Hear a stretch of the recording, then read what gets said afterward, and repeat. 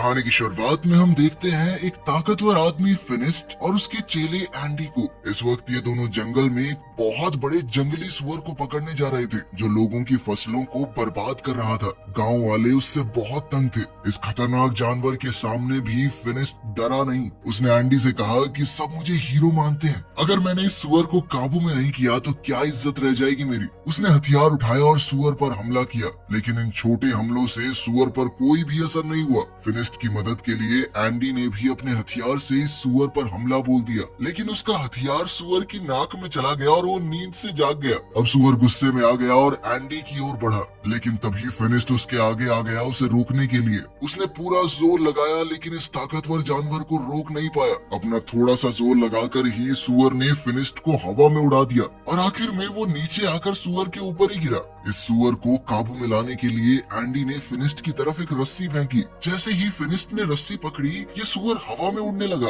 फिनिस्ट ने रस्सी को इस सुअर के दोनों पंखों और उसके सींग में बांध दिया, जिससे वो सुअर फिनिस्ट के काबू में आ गया और फिनिस्ट उसे अपने हिसाब से उड़ाने लगा। जल्द ही वो उसे उड़ाते हुए गांव में ले गया। जब गांव वालों ने देखा कि इतने बड़े जानवर को भी फिनिस्ट अपने इशारों पे नचा रहा है, तो सब लोग उसके नाम की जय जयकार करने लगे। इन्हीं लोगों के बीच बाबा यागा नाम की एक जादूगरनी भी है। उसने फिनिस्ट से कहा कि अगर तुम इतने ही ताकतवर हो तो साबित करके दिखाओ। उसके घर के आगे एक बड़ा पत्थर पानी को रोक रहा है, तो उसने फिनिस्ट को पत्थर वहाँ से हटाने की चुनौती दी। फिनिस्ट ने कहा कि मैं बहुत बड़ी बड़ी मुसीबतों का सामना कर चुका हूँ, और जादूगरनी ने उसे ये छोटा सा चैलेंज दिया है। वो अपनी बहादुरी के किस्से सुनाने लगा। याका ने कहा कि जब तक मैं अपनी आंखों से नहीं देखती मैं नहीं मानने वाली। ये सुनकर अब सब लोग हंस पड़े। फिनिस्ट गुस्से में अपने घर चला गया। उसे याका पर बहुत गुस्सा आ रहा था, क्योंकि अब उसकी बहादुरी की तारीफ करने के बजाय लोग उसका मजाक उड़ा रहे